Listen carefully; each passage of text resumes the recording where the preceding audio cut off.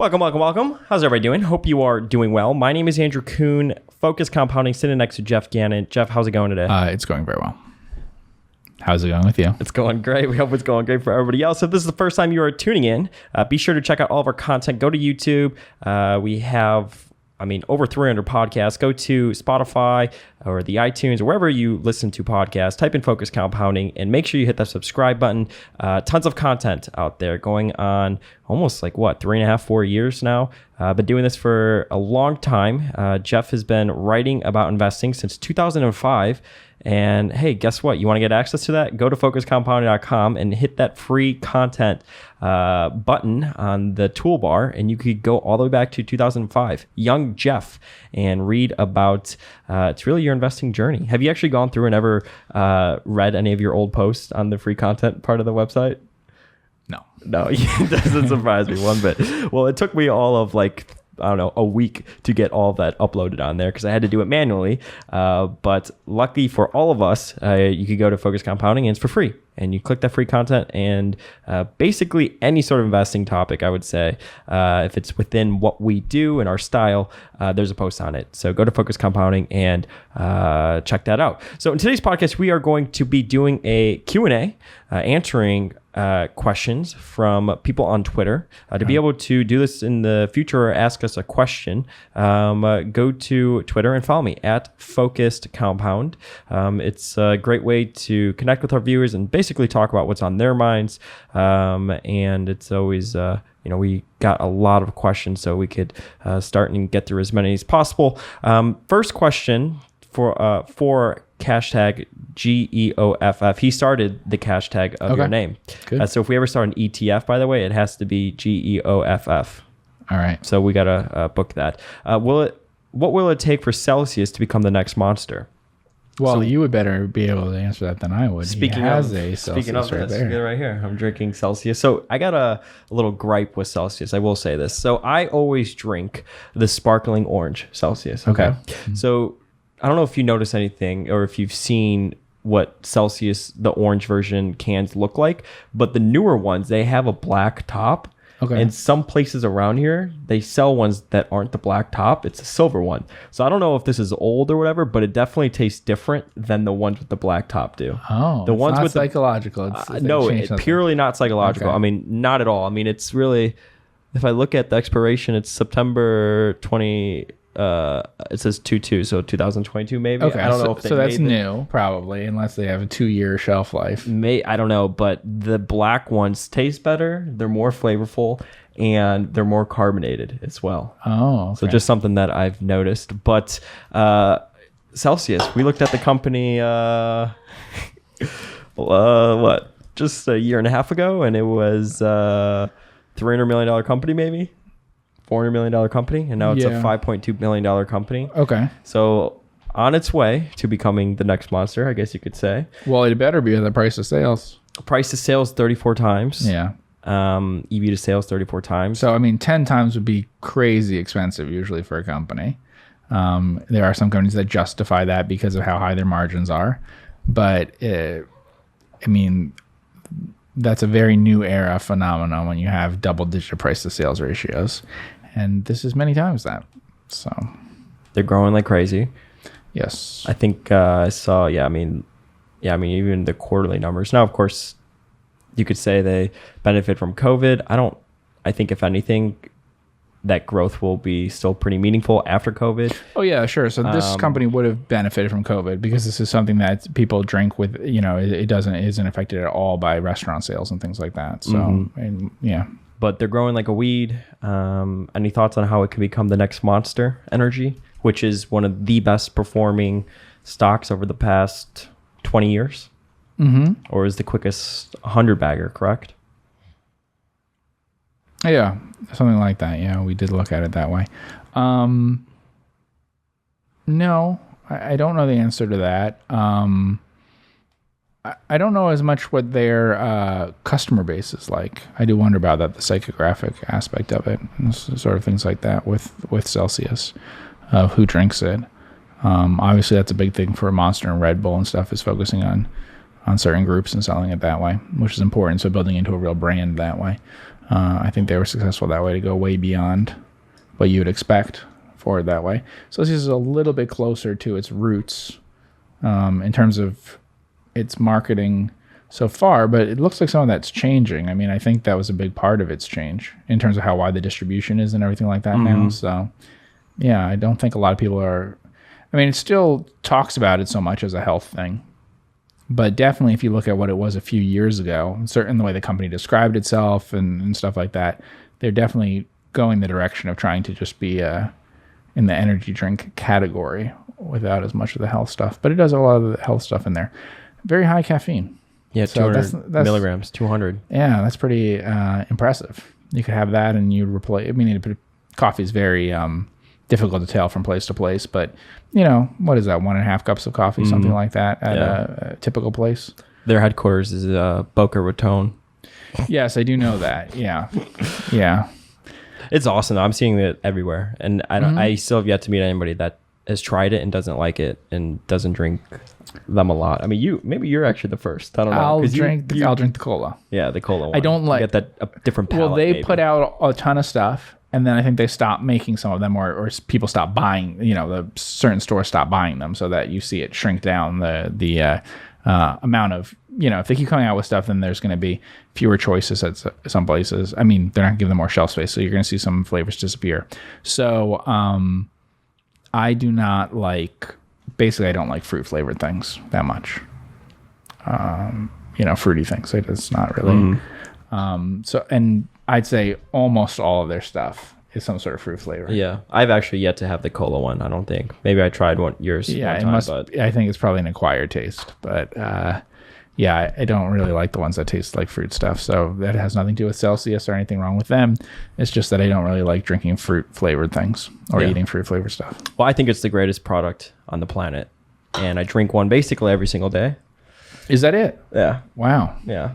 So just one a day. Yeah, I've been sipping it throughout the day, and I feel like I feel better instead of slamming it when I get it. Okay. You know.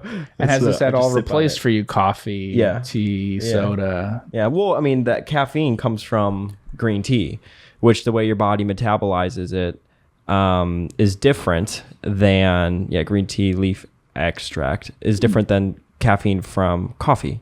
Instead of coffee being just like right to your face, slam it. Supposedly green tea, the way your body metabolizes it is it's much more of a long-lasting throughout the day type of caffeine. We're not medical experts, so who knows? That's an insane amount of caffeine to be able to get from tea, so they can't be extracting it the same way. Just the same way. Tea leaves have more caffeine per pound and stuff than coffee beans, but no one just, brews them the same way, so... Yeah, I don't know. And it's got 7 essential vitamins, Jeff. Yeah, it does have a lot of stuff about vitamins and all that. It has some very high quantities of it. It's got high quantities of... just about everything. But anyway, it does have a high caffeine content. Lots of caffeine. Yeah, I mean, the thing that's appealing about it, obviously, is that matters is wide distribution, right? Yeah. And 0 calories for people today. Those are the things that matter a lot. Mm-hmm. The price has to be somewhat reasonable, but it doesn't have to be super cheap because they sell a lot that way. Now, one issue that they might have versus other things we're talking about to be the next monster or something is I don't know how much they sell in larger quantities at once. It certainly initially, it seemed to me the way it was being shelved and stuff was trying to get it as a one-off sort of buy from people that they would buy consistently and stuff at a higher price point, but that we're not talking about like supermarket type sales that they'd be getting. Whereas things like Monster you're talking about now, they're just in the same category as colas, basically. I mean, they're just another choice for that, but they're distributed much the same way and sold and used the same way. So what does Celsius do? Do they end up, like, what's the end game for them? Do they become the Monster and start to have other, maybe. The logical thing would be so they're acquired by sell it. Yeah. That would definitely seem to be the logical one, but I don't know that will happen. But it would make a lot of sense as part of someone else's portfolio, obviously. Mm-hmm. But not, it would be difficult to make a deal work at prices like this, obviously. Yeah. Next question. Let's say you own a business that is over-earning significantly in a given year due to external economic circumstances. You expect it to return to long-term profitability levels in the coming year or two. How would you think about your investment in such a hypothetical scenario? So I don't care that I know it's going to report lower earnings next year. I know a lot of people like to get out before it has the bad earnings and stuff. And sometimes that's true, especially more overlooked things and stuff that we do. Sometimes you're surprised by that people aren't following it so much to predict what, that people are surprised by it in a sense, whether the results are very good or very bad. And so, because a lot of times it's kind of can be predicted ahead of time based on what we know. I feel like generally we know that. Yeah, when I talk about bank things or whatever, when we look at some of their reports and things, there's some stuff I might not know, but honestly, a bunch of the lines come in exactly as you'd expect because we actually knew what interest rates were going to be during the quarter or whatever and things like that. So same sort of things, whether it's COVID things or whatever. I mean, if you owned a movie theater chain, you should know what they're going to report because you can see the box office every week. Yeah. Mm-hmm. So it's reported everywhere. So you would know and just match out with the calendar. So people try to time it though. Right. Both getting in and getting out. Yeah. So it wouldn't matter to me that way. Now, the other issue though is, did them earning more money, what does that do longer term? So I've talked about this once with an insurance company. There was an insurance company that I invested in, and it lost a lot of money one year. I didn't invest until after, I bought it after it lost all the money and stuff a little bit later. But my point was, it's just going to earn the same amount of money it earned before because it doesn't require that much capital to write the same amount of business. So the situation that it was in is like, let's say it was writing half the premiums that it could possibly write. Okay. Then you lose, as long as you lose less than half of your balance sheet, you're not going to say, oh, we can't have the same amount of premiums this year as last year. You may not expand your business, but there's no reason for you to contract it. Mm-hmm. And so you then earn the same amount of money, right? So on the other hand, with some growing insurer things, they double their capital because they have a great year. That means they could write even more business than you thought the next year. So it really does make a difference for those. On the other hand, you have the flip side in some. If everything went really well in the industry, it could be bad after this. So, it would depend. We talked about home builders and stuff. I think that there's been a lot of built up demand over time for homes that hasn't been met yet. But the way this normally works with the cyclicality there, there's going to be overbuilding and stuff. That's what would happen if it attracts too many people too fast into certain industries. So actually having a really good year could mean particularly bad things in the future. And I know in some letters Buffett wrote about that kind of saying, look, insurance prices firmed up a lot, but actually that's bad for us longer term because it invites more people to come in and compete, and actually just leads into a cyclical downturn that way. So that's kind of what contributes to the cyclicality. But that's an industry where people can move really fast, right? Mm-hmm. You don't have to do anything. When there are things that there's more supply constraints because of actual physical stuff, it takes a lot more than just putting your name to something to be able to sell the product, then, it could just be all around just a good thing. So it really depends on the kind of economic consequences of that good year. Businesses that can earn a consistent return on capital, though, it's worth more to them to have a few good years because it can change the trajectory of the business where they get bigger and make more money. Whereas like capital light businesses and stuff like that, it's not going to matter.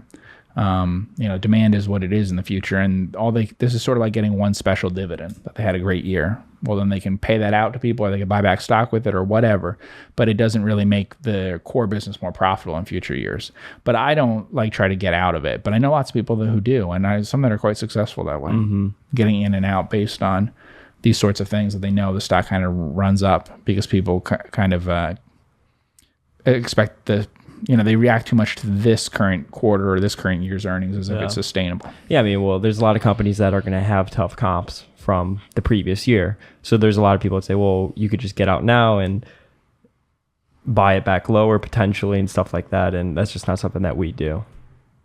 Yeah. By that logic, you should, coming out of COVID, people should have bought everything, right? Because they have the easiest comps imaginable. Mm-hmm. Yeah, it's true. Imagine you own a 5 to 10 stock portfolio. Over the weekend, it is announced that all 10 companies are merging and will be subsidiaries under a single capital allocator that you like. Do you make any portfolio changes? You still own the same companies, but now one stock, not 10. It's a very good question. Yeah. Depends. Who's the one managing if it's a financial company, I sell a little. It's a financial company, I sell a little. Okay. Because ultimately they have one balance sheet for all their strength for that way. And so you do have this risk of this one capital allocator there that could imperil the company because they rely on other people's money. They need access to it and stuff like that. And so it does change things. The write-up I just did, I mentioned the company had been lowered from a minus to a B something by AM Best. Yeah. And that meant that they couldn't sell insurance in certain ways to some people, because without that A minus, you won't be allowed to. Just other companies won't do it. It's not a regulatory thing, but it helps to have that kind of thing. That what effectively is like a credit rating for an insurance company there. Same thing for as we saw with GE or any of those sorts of things, where they having access to cheap financing is helpful. So you can really mess things up if you have a capital allocation mistake if you're using liabilities and stuff that way. So because financial companies use other people's money, they can't count on. They have to have access to credit, basically. That's the one that would be different. So I would not put 100% in one financial company if they all merge together. I would rather own 10 banks or whatever than own one bank. All those 10 banks are run by one person. Mm-hmm. But other than that, no. So I answered a question like that once a long time ago with like, Disney or something like that, where, people said, like, would you buy one stock? Mm-hmm. And I know a lot of people would say, Berkshire Hathaway or something, but I think there's a difference between Disney and Berkshire Hathaway in terms of the way it's structured. It is easier for someone to really imperil the business, the wrong leadership at the top at one Berkshire company more so than the other. Yeah. What is the highest level of concentration an individual investor should be willing to place into a single stock when buying? Specifically asking about non-special situations, more long-term holdings. Presumably, at some point, cat risk is too high even when you have an edge. It's hard to say. If you're earning money every year and saving, then obviously you can afford to put 100% in, because actually cat risk doesn't present much of a problem to you not being able to invest over the long term. However, if you're taking all the savings that you made and now you're retiring and you'll never make any money again, then it's severely dangerous. However, it's particularly dangerous in the first few years. But, that's the way to measure it. A lot of people focus on like percent of the portfolio. But like I said, if you're saving over time, then actually it would be very safe to put everything into a stock, because next year you're going to have that same amount of money again to put into another stock. And so while you could lose everything, it's not a catastrophe, because next year you'll have earnings to do it. So it depends entirely on whether you're going to be making money over time. So if you're playing, you are 22 years old or whatever, and it depends on your age. Well, but if you're 22 years old and you inherit something and you're never going to work, then you have to behave completely differently than someone who's 22 years old and is going to be making high earnings but has no capital. Mm-hmm. If you're going to have high earnings and no capital, then you can afford to put a ton into things. But if you have a lot of capital and no earnings, then you can't.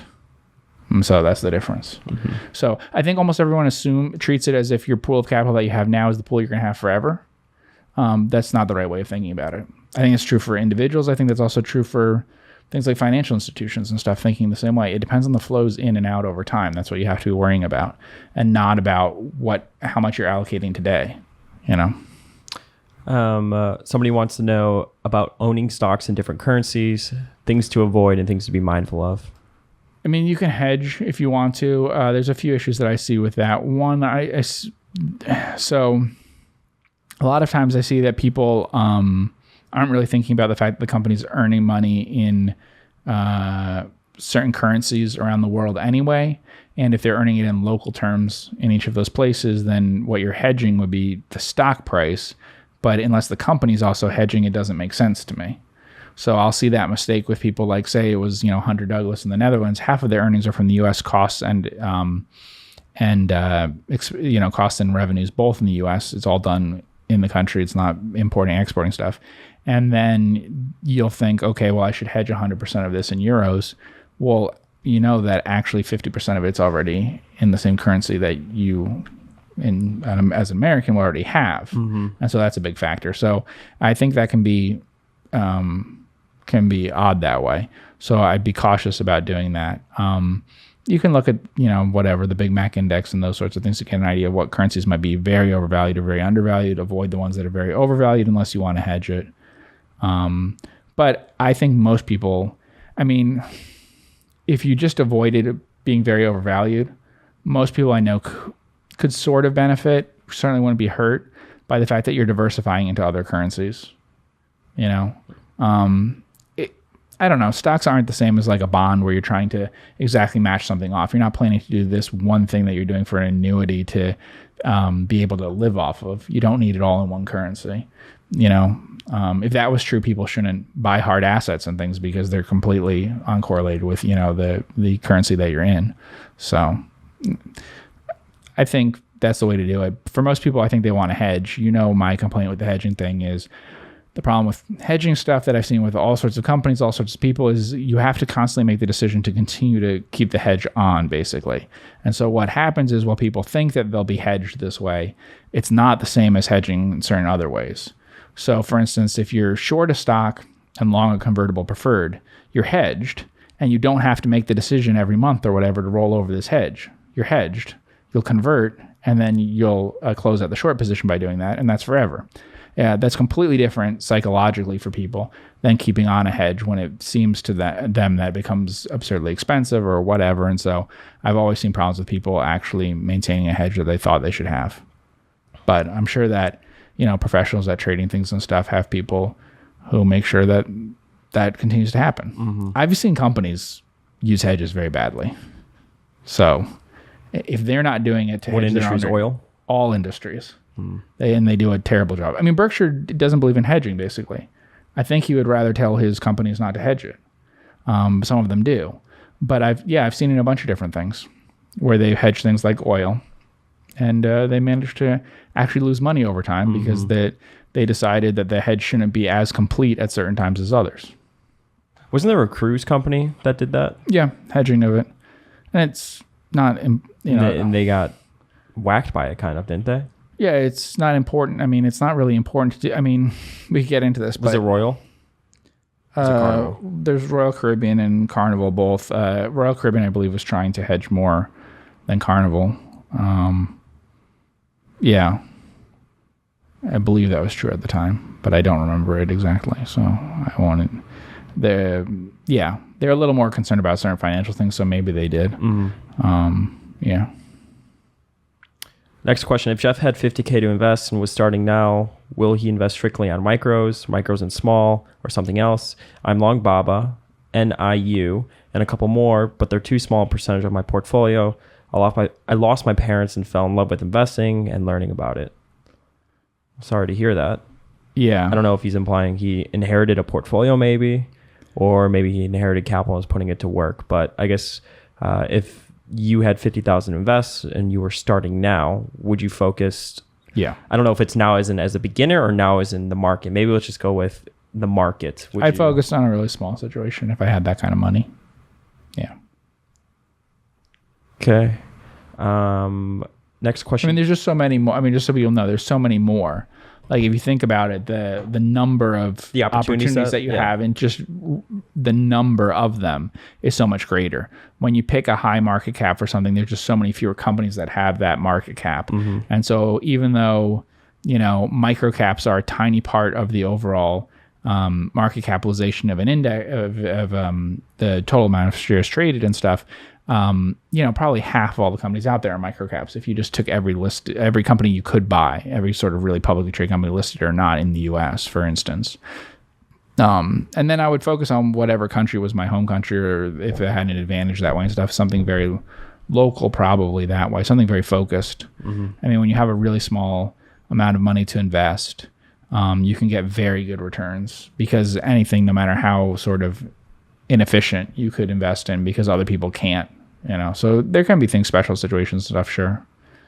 Sometimes they're attractive that way, yeah. Mm-hmm.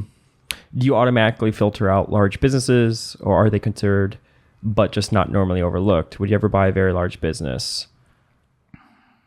I don't know. Greater than 100 billion. Greater than 100 billion? Yeah. And maybe if there's a ton of inflation in the future, but otherwise, no. Greater than 100 billion is no. I can't imagine that. I just can't imagine that something greater than 100 billion would be really cheap, and I couldn't find something that was a lot less than that. That's really rare. Yeah.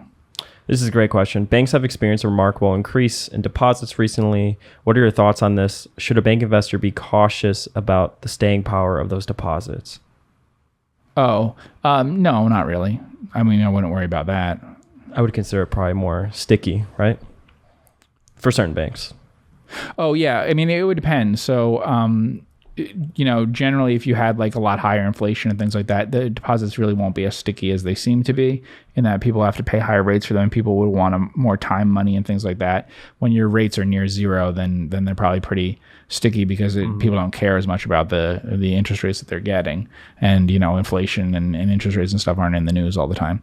But yeah, I mean, it depends on the company and stuff, but generally what banks are doing is it's not like they're taking a bunch of deposits and suddenly making very long-term loans that can't be sold or anything. I mean, they're usually staying more liquid than that, so I wouldn't worry about deposits flowing out. If they flow in and flow out immediately and stuff, they're never going to make a bunch of money off of it. It's not going to make much of a difference. But if they flow in and they have some place to put them, then you're going to see money go up from that way. But yeah, I mean, just the typical things you would do to look at a bank's position and stuff in terms of liquidity and things. But I mean, it's in the U.S. right now. It's not like there's a lot of banks that are not liquid enough and don't have enough capital and things like that. Yeah. Any love for China yet? No, I don't invest in China. I don't know when I would. Any thoughts on Psychomedics, since Geoff analyzed and Peter Kamen took a large stake? This Peter Kamen guy is everywhere. Yeah. So it's actually funny that this guy asked this question under this guy, because this guy right here. I know that, yeah. He said that, I think he tweeted once that Interactive Brokers thinks he's Peter Kamen. Oh, okay. So like affiliation. Well, that would be bad, because he's an associate of many companies. Yeah. Yeah. And he's not Peter Kamen, but that's kind of the ongoing joke. And as we know from Interactive Brokers and stuff, if they think that you're a large shareholder, you'll never be able to get anything done. Exactly. Interactive Brokers is awful. Yeah. Whenever he says he's not Peter Kamen, I'm like, I don't know. Sounds like something Peter Kamen would say. Yeah. But any thoughts on Psychomedics? Not a lot.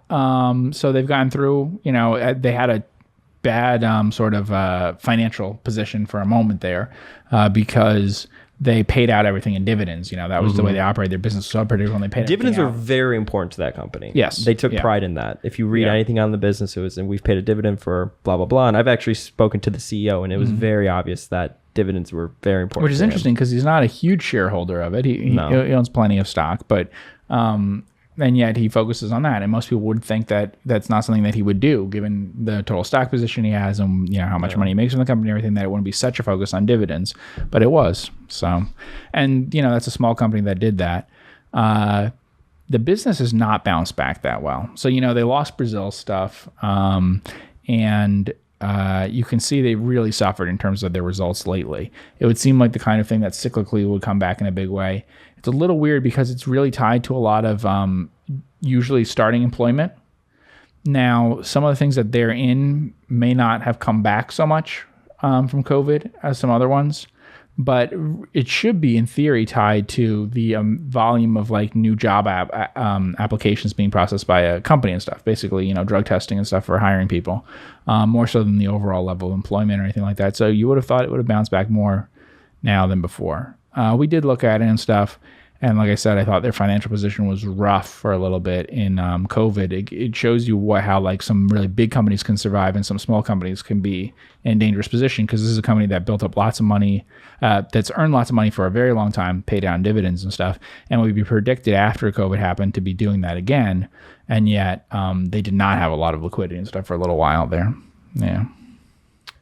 Somebody asks, how do you value a net with cash being greater than capitalization?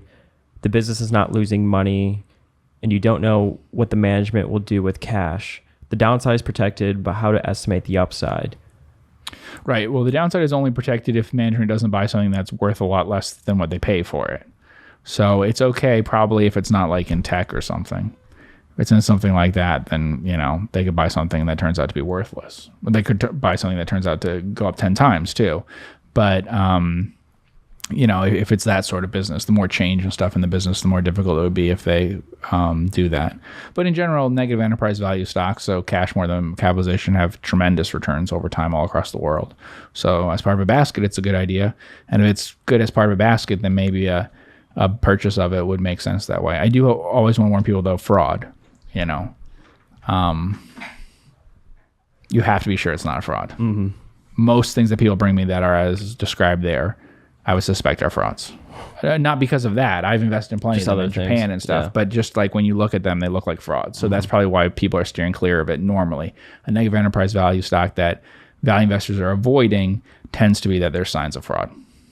And then he asks, what's the mathematical explanation of using free cash flow yield plus growth? Oh, so that only works, of course, if what we're talking, I mean, free cash flow yield plus growth works, but if what we're really talking about is it's easiest in situations in which the company is not investing a lot in hard assets and things like that might grow over time. Really, what matters is the comprehensive income, what's going up over time. So like Berkshire Hathaway, free cash flow yield plus growth wouldn't matter because some of it would be showing up in non-cash ways, right? He buys stocks and those stocks go up. Yeah. That's not giving him any credit for Apple going up or something. But for many companies looking at them, this would be the most logical way. It would give you an explanation that should explain much of the stock's movement, except for any expansion or contraction in the multiple over time. So it gives you an idea of the long-term return in the stock. How do you value companies that you believe can grow north of 10% per year for the near future, i.e. 10 years or more? I mean, that's fairly easy, I guess you could say, in that basically if you want a market type return or something like that, then you would want to pay a market type multiple for it. If you want a better than market return, you want to pay a lower multiple for it, and otherwise it doesn't really matter that much. So if you're telling me that you really feel strongly it's going to grow 10% or more for 10 years, if you get it at a lower than average multiple, then you should buy it. If you get it a lot higher than average, then maybe not, because in essence, take whatever the earnings are today and stuff, it's going to go at 10% a year. Your discount rate probably in your mind is not greater than 10% a year, in general for stocks and things. So, you'd beat the market if you buy at 15 times P and you expect 15 times P to be a normal P. So what you're telling me from that basically is if the PE ratio looks good versus what PE ratios normally look good, it's a buy. If not, it might not be. That'd be totally different if it was 20% or 5% or something. But at 10%, we're pretty close to probably the discount rate that people put on the market. I would not expect the market long-term to do better than 10%. So as long as you don't overpay, versus historical norms, you're good. What do you both think about the idea of if you're young, just starting to work to dollar cost average into objectively expensive stocks, but also objectively good businesses, basically throwing valuation out the equation when you have very little sums and regular cash inflows? So somebody talked about that in Richer, Wiser, Happier. One of the managers did that. I forget who, but I think he was buying Amazon actually. And that's what his rationale was, to trying to avoid the perceived expensive valuation, was to basically dollar cost average into it. Okay. Any thoughts on that? Yeah, I mean, that might work. I mean, to some extent, that should work in that historically, individual stocks have not stayed so overpriced if they're really good businesses for a very long time. They've managed to stay overpriced for maybe, in retrospect, will look like 3 years or something, but not for 10. That's rare. So for a business to do really badly over time, it has to usually not be such a great business. So even when we showed something like Microsoft or something, while you would have done very badly if you'd invested at the top, if you'd invested in 1996, maybe you would have been doing fine. So your dollar cost averaging would only have been causing you really bad results for, a few years there. But the result, but 3 years worth of your money or something probably went into something that returned 3% a year for 15 years or whatever it ended up doing. So, it depends. But I guess if that's what people want to do, that might make more sense than relaxing your quality standards. I don't really believe in outsourcing your decision making about that stuff. So I just have a problem with what that does to your brain if you think I will buy something completely regardless of price because I'm dollar cost averaging into it. It's not that the investment itself will necessarily do that bad. That approach might work historically based on how stocks do. That makes sense. But it would be like someone telling me that you should buy every stock that, for instance, NetNets. If someone said you should buy every NetNet, even the NetNets that clearly look like frauds. that might work, and historically I think it probably has worked. But then I would worry about your thought process, because you'd be knowing that you're buying things that look like they might be frauds. And if they might be frauds and the numbers aren't correct, and so it's not really a net that you're buying. So, I mean,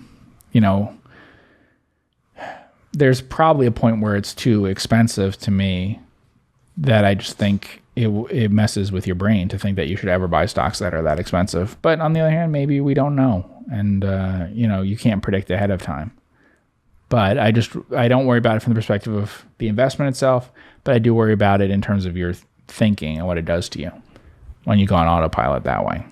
So, I think like indexing works great for people who never think about the market. Mm-hmm. But indexing, if you think about the market, if you think about picking stocks constantly and stuff, picking it is going to mess with your mind that way to the extent that you put things in an index.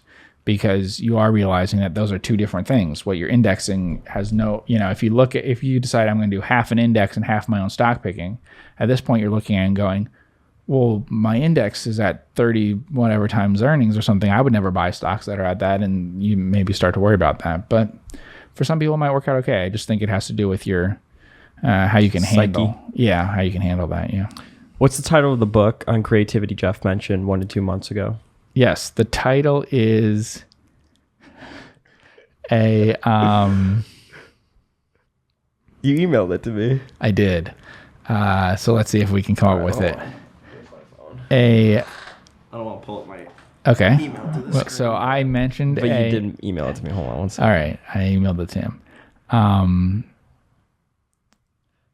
Let's see. So what did he ask about it?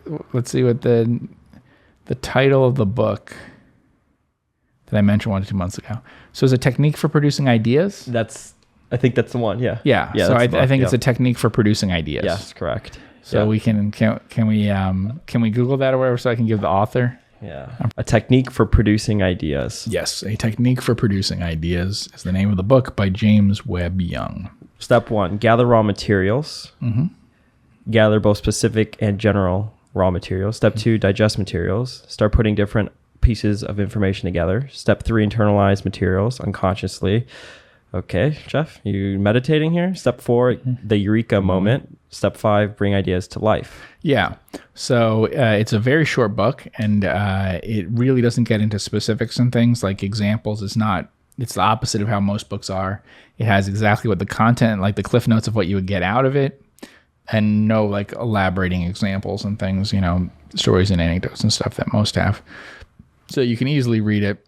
There is a Kindle version or something available, and you can also buy it to be printed. I noticed some typos though, I gotta say. So it's probably some sort of print. They're probably in the Kindle version too, because I think someone probably bought the rights and did a cheap, whatever of it. Because I was gonna bring it in. After that, I thought, I'll bring this book in and show it and stuff. But then I thought I really don't want to reward these people who did such a bad job of publishing this thing. So if you want to steal it or whatever, you can do that. But I don't like it when they do these Amazon versions of old things, bring them out, and someone couldn't be bothered to do a good copy edit thing. Kindle, $1.88. Yeah. So probably will have typos on it, but they won't bother you so much on the Kindle. Mm-hmm. Yeah. I have a bad habit of that, when reading things of correcting the typos and stuff in them, but never been a grammar guy. Drive me crazy. It's not grammar problems. It's like the word is clearly not the word that it was. Oh, really? Yeah. So, that they it probably I don't know if it's an optical read problem or something, like they're trying to automatically do it, or what the issue was, but. Sometimes that happens though. If I listen to an audiobook and I also read like a certain page from it, they'll say like in the audiobook it'll be a completely different sentence. So like they is it a slightly different edition? Because the Kindle updates editions. Yeah. Uh-huh. Yeah, I noticed that unsettled me with the Kindle edition recently, because I'm reading it and stuff. And suddenly at the very end of it starts mentioning COVID and stuff. And I'm like, this book was published in 2015. I know it. Yeah. They added a tiny little bit at the end as like the update thing. And they just went right into it as if they'd written the book in 2021. A couple more. Somebody asked about insurance title / finance company like ITIC and WTM. Are they suitable for Davis double plays? Yeah. And I looked up WTM. That is White Mountains Insurance Group. And then Investors Title is the other one. Yeah. So Investors Title Insurance, Well, sort of. So investor title insurance on a PE basis, or definitely a Davis double play. On a price to premiums basis, okay, not bad or whatever. Price to book, I don't know that its price to book has ever really been much above that. So, but it's making a lot of money right now. I think within the last year or something, they had a quarter where they said their margin was 20. They include underwriting stuff and fees and stuff they earn from other things, but it was 20-some%, 23%, something like that. And historically, we're talking these things are down around 10 or something. So on kind of normal margins and things like that, we'd be talking about the PE wouldn't be like 5, it would be 10 or 15 or something like that. So I don't know if it's a Davis double play possibility on the price to book, and a lot of people use price to book for an insurer, but PE certainly, yeah. I just don't think the PE will keep going up by all that much. But that's one that's tough because it's having an amazing year, and yet this is going to add a lot of earnings. The earnings are, a lot of it's either going to be retained or they're going to pay out in dividends. Now, ITIC, Investors Title, does pay some big special dividends. So they may not really grow all that much in the future. They may take a bunch of this and pay it back. But yes, it does fit the Davis double play. I don't know about that. I mean, if we're using PE, yes, but you can see that their PE is off the charts that way. So I don't expect, the Davis double play would expect like that. Can a PE of 5 go to 10 and 15? Yes. Mm-hmm. Is the price to book really going to go to over 3?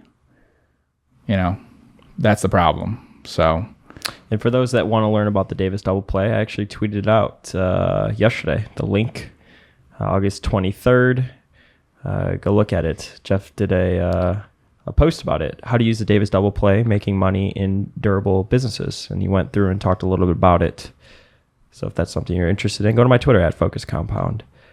Last question. Thoughts on Marcus at the current price? So we've talked a lot about movie theaters, movie studios. And Marcus is a company that we actually did work on. I was just at one of their hotels recently. Oh, really? Where? Marcus in Oklahoma City. Okay. Yeah. Okay. Yeah. All right.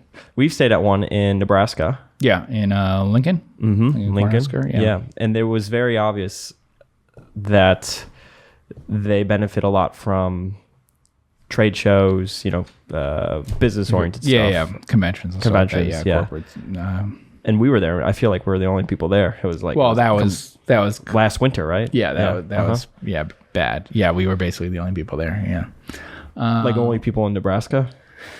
We were basically we were the only people at that hotel. We were the only people traveling for business at that time. Yeah. That was Lincoln. It wasn't New York, but there probably weren't a lot of people traveling for business in New York at that time either last year. Big impact by the COVID thing. That was totally a business traveler focused one. As COVID went on, you did see some people traveling for pleasure, but not for business. There just was not business travel. So, in general, Cinemark, Marcus, all of those, I am more pessimistic on them now than I was, say, a year ago. Mm-hmm. The market is not really. Some of these companies are about the same way they started in January. Yeah. I don't know if you have a chart of them, but I'd say they're pretty close. So while they may have underperformed the market during the year, their prices are not that different than they started the year. Yeah, look at this is before, let's see, 5 years.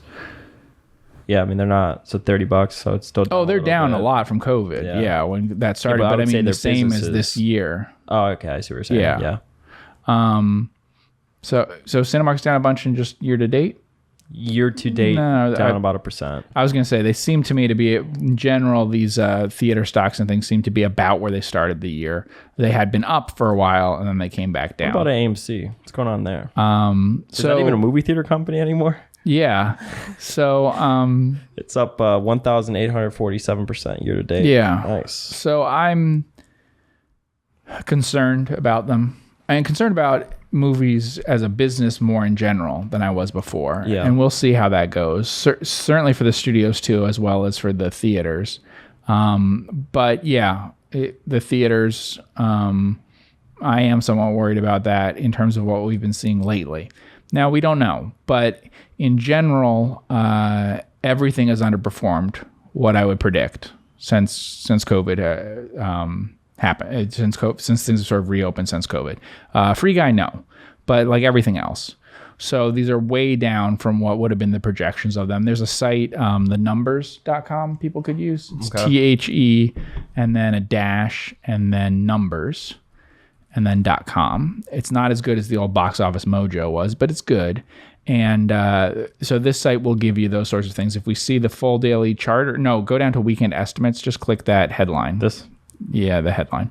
So if you see, they will do a projection each week, and they'll give they use the terms projected versus predicted. So when they predict something, that is what they had going into the model beforehand, and then projected is what is now they're projecting, which is often the distributors telling them what it's going to do for the weekend. Projected numbers are the numbers you see in the news things. They don't actually wait to get all the box office results, so they tell you basically what it's going to do for the weekend. It's sort of like calling an election or something. So if you see, most of those numbers are down severely versus the prediction. So some of them are really bad, some not. Obviously, Suicide Squad is something specific to the movie. The amount of underperformance is so dramatic. It can't just be something that's a theater thing, that people aren't going to theaters. And that was released on HBO Max at the same time, which is cut into it. But even things like Jungle Cruise and Free Guy and all of those, these are not really impressive results relative to their budgets. So budgets will have to come down a lot. G.I. Joe did disastrously versus its budget. So those budgets either can't be that high in the future, or we have to see a lot higher numbers from theaters.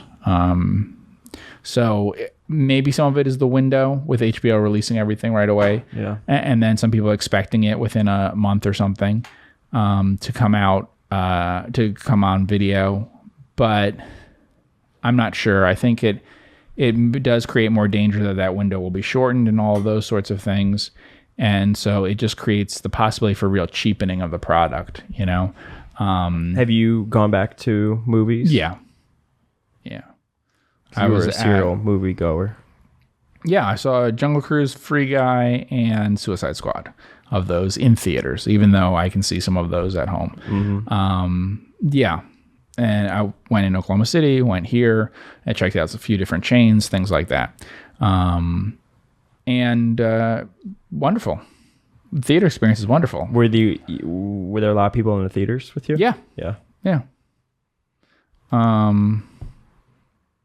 But you know, I mean, yes, but like, for instance, it depends. So yeah, for all of them there were, but I saw Suicide Squad at a place that's limited in terms of screens. So at most places, like around here and stuff, you're going to have like multiplexes that are going to that would have been playing to show it in a bunch of things. And so for those people, if you went and saw Suicide Squad around here, you probably were in a pretty empty theater because they gave them a lot of screens. They played on a lot of screens. So the per screen average would be low, which you can see there. Anyway, on the numbers, you could click on a particular movie and it's going to give you a projection if you do that. I don't know does that do it? Yeah. So if you click one of them, you should get it. Yeah. So this is the kind of thing you want to see. So it shows you domestic box office, and then it will have a shaded area at the beginning, which will show by week and stuff what they would estimate the movie will do at domestic box office. And then you'll see a line, and it's high or low or something like that. And so is it developing along the ways that you'd expect. Free Guy's holding really well and stuff. So that, you know, the results from Free Guy and from Suicide Squad were totally different. Suicide Squad had really bad drops. The problem lately, though, and this might have to do with the window, we don't know, or maybe segmenting of the population or what. Although there's some decline in opening weekend, the drops for all movies, or I should say, the drops for any movie versus like the genre, how that movie normally drops week to week, have been deeper. So that's the kind of number that I see that's really concerning. So historically, if you open a horror movie, so there's like Don't Breathe 2 came out or something, I think. Any sort of horror movie, unless it's some, you know, a handful of very different kind of horror movies, normally what's going to happen is it'll have a fine looking opening weekend, but the drop will be extremely severe over half the audience the first week and then the second week and so on, even if it's a movie everyone wants to see and everyone likes, because it's very front loaded with who's going to view it. And so everyone who wants to see that horror thing is waiting for it to come out. It comes out, they see it. and it doesn't build with word of mouth and stuff to a wider population. They're just not normally how it works. But for other kinds of movies, family movies and things like that, there's much less severe drop usually if there's positive word of mouth on it. And here, I would say if you try to use comparables and estimate like how much people actually like this movie, what the exit polling shows and stuff like that, the drops have been severe. So maybe it's that there's a certain group of people who just aren't going to the movies no matter what, and other people are eager to see anything, they go to it, and then you've used them up after that first weekend, right? Or maybe it is the more casual moviegoer is waiting for it to come out or something like that. It could be something like that. But what you're seeing is really the issue is in the drops. The drops are too severe. And that makes a really big difference. Compounding from listening to this and everything. If something drops 30% each week for 4 weeks or something, that would be a very successful movie versus something dropping 50% or more. Sure. Now, Suicide Squad, that's particular to the movie and stuff, I think. But you had like 70% drops there. So, have you noticed anything in the pricing at movie theaters? Well, they release their pricing and stuff. Actually, I think Cinemark gives them and their 10K, and their 10K, average the pricing 8K and stuff. Yeah. So I mean, that was always a thing. I mean, viewership was, I think, down, but pricing's gone up. Yes, and spend on, and not as dramatic as people thought. Yeah. And spend on concessions has done well. Yeah. I mean, versus buying at home and stuff, that they'll do fine that way. If you look at the average ticket price, the average actual realized ticket price by something like a Cinemark, because remember, a bunch of people could be on subscription plans, and then you have a bunch of people who are going on, Tuesdays or whatever, if it's $5 instead of the normal price that you have. So it's well below the advertised price that people think is being paid. But yeah, you could, for some of these, you could have a family of, you could buy tickets for family of 3 or 4 people on average for the price that you're paying at home. There is a big gap with the pricing so far. But I think the issue is more, to me, worrying about confusion for people about what's a TV movie, what's a movie that you release in theaters and stuff. It's all about the positioning of it. And by making it an event that you see in theaters and then it's months until it comes out on anything, that's created a thing where that's a special kind of experience. People are willing to spend more for it. They're willing to make an event of it. And it gives a certain, it gives a certain positioning to that kind of thing that seems to make it more important to people. If Black Widow seems kind of just like WandaVision or something to people, then that confusion can be a big problem, I would say. And that's more what I'm worried about for the industry overall, And we've seen some trends in that way anyway, with smaller movies, like that confusion being there, more independent movies and things along those way. But yeah, and especially what these things cost to make. Yeah, what they cost to make. Yeah, they're bigger bets nowadays. Because some of these things we're talking about, even if they're not a huge movie, I think take the G.I. Joe movie, which was never intended to be a giant movie or something. They knew that it was so-so in terms of how likely you were going to do on a sequel like that. You could make a season to 2 seasons of like prestige TV on some HBO thing or whatever for about the price of that. Probably. Yeah. So do you want a season of TV or do you want a movie? The two are getting closer together, and that's the danger. So I do worry about that stuff. We'll see how it goes in, the next months and stuff like that. In a lot of ways, I think it was kind of the worst thing imaginable for movie theaters, how this played out, because it was the lockdown thing was severe that way for movies and for airlines and things like that, much more so than others. And those became kind of obsessed about those specific venues. And then that made it hard for studios and stuff to release because of the way that the economics work. There's no point in releasing a movie when there's not people in the theaters to see it, because you lose the movie forever. Yeah, the capital you put up front. Right. You're much better off holding an asset for a little while to release it into the best situation. But if you don't have product, no one will go back to the theater. It's like a negative flywheel effect. Yeah. So you have this problem that people say, I'm going to go to theaters when there's the product I want to see in theaters. And then studios are saying, well, I'll put it out when we know that people are going to be in the theaters. And that could cause problems over time, especially with people testing out these different things about, about streaming and stuff like that. Now, there'll be some lawsuits. I think you saw that with like Black Widow and stuff, but obviously all the HBO Max stuff will require payouts to different people and stuff because, it wasn't released the way that it was intended to be. And there's people who have bonuses and things tied to that. So there'll be a lot of things that'll be difficult to fix that way. And then the other thing is it's a question of, for these studios and things, about thinking how much should we spend? I mean, at the end of this year, HBO, they're a big conglomerate that's, but someone at that company will be looking at it and say, well, how much do we really spend rolling out HBO to get this many subscribers? Because if you take the product that we moved and how much that would normally get in theaters, are we talking about like capex of, $1 billion or something that we're going to put into this, especially if this goes on for a while, whereas some other studios didn't do any of that stuff. Mm-hmm.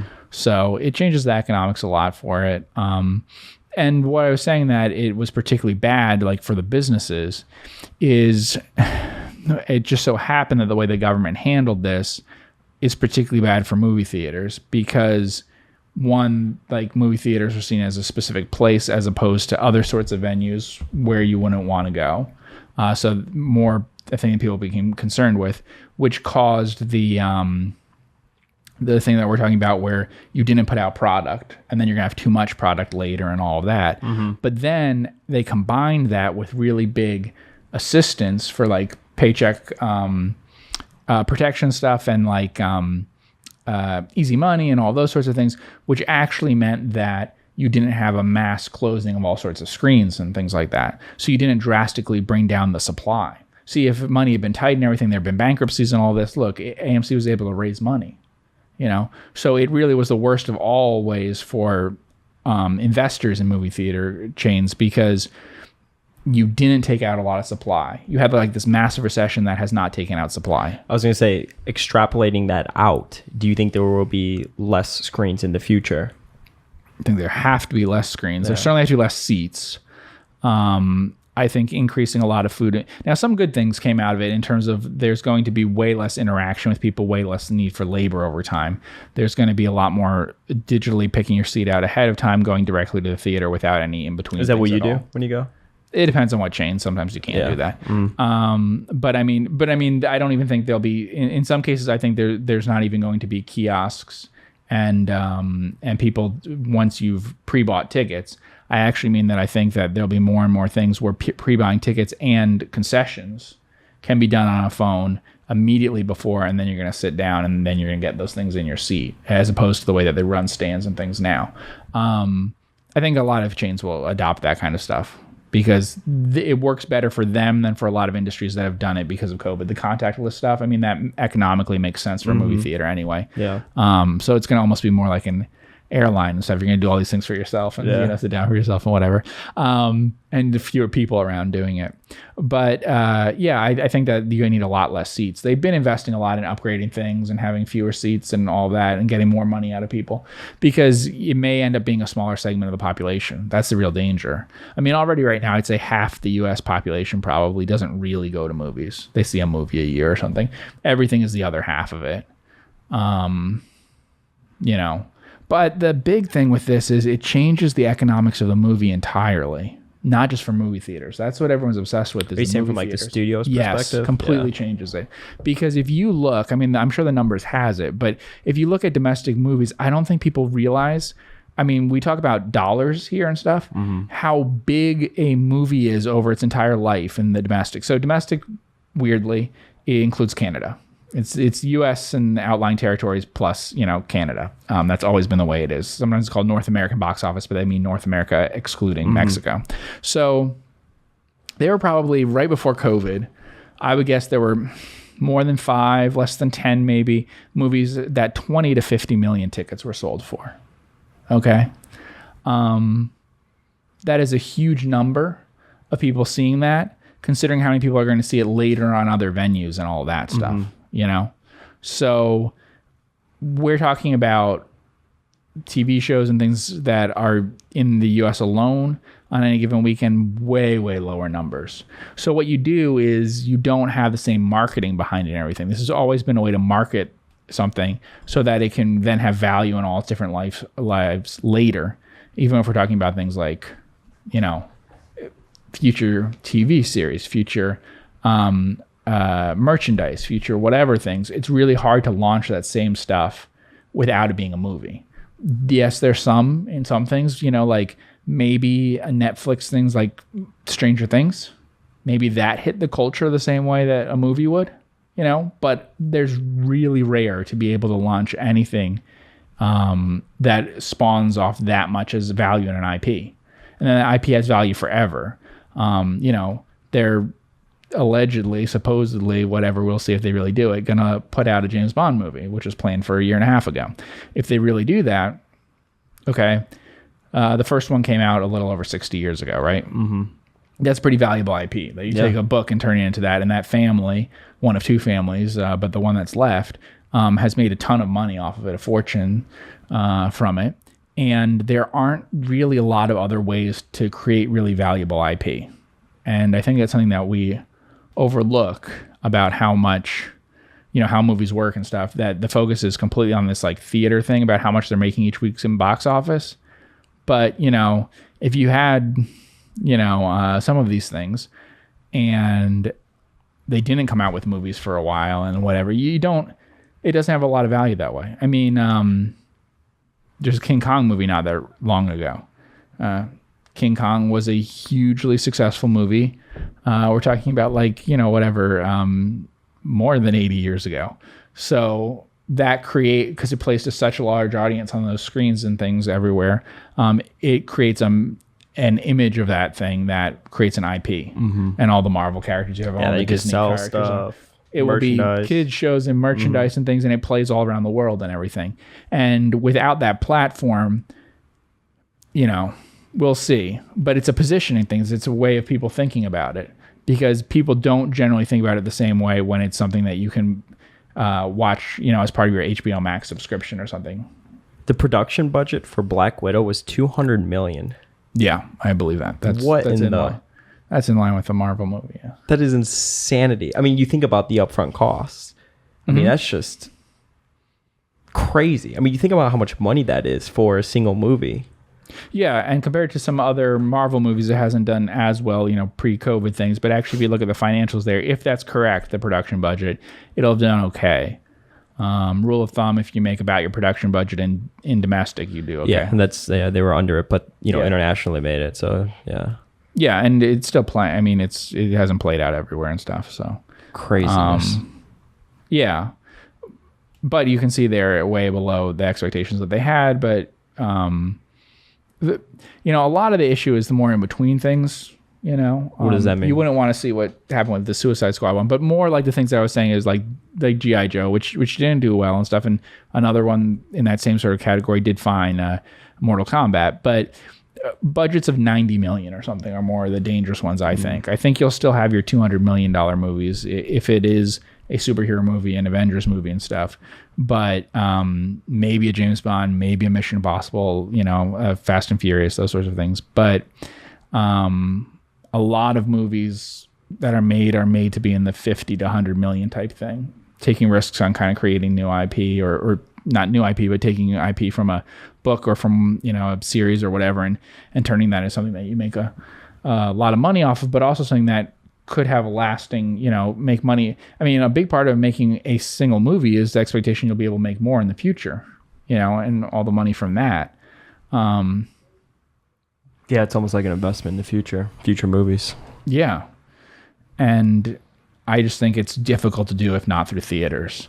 I think people are overlooking that with the idea, that this business will still work the same way if you're watching things from home. So you think the production budgets will go down if it goes? It's hard. I mean, you can do things for a lot cheaper. You can pay people a lot less. I mean, some of these people are paid, tens of millions of dollars in some cases, especially if you include the incentive compensation they get on box office points and stuff. But costs, it's hard to get costs down when you have this kind of thing change. I mean, all sorts of businesses are that way. They're pretty sticky. Eventually they come down.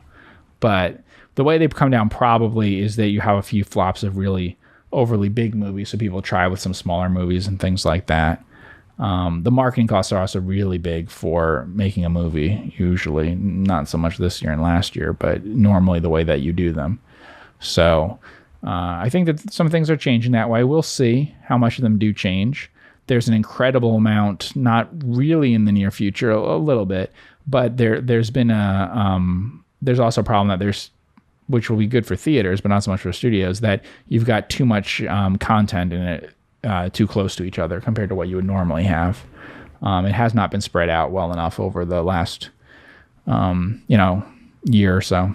So there could be too much at the end of 2021 as 2022 if everything goes as planned, but a lot of things might be bumped. So crazy. Yeah. Crazy. Well, I don't thank everybody so much for tuning in with the both of us. I could slice this and make it its own podcast, an update on movie theaters. Yeah, and Cinemark and Marcus are down a bunch from where they started pre-COVID, and they might not be.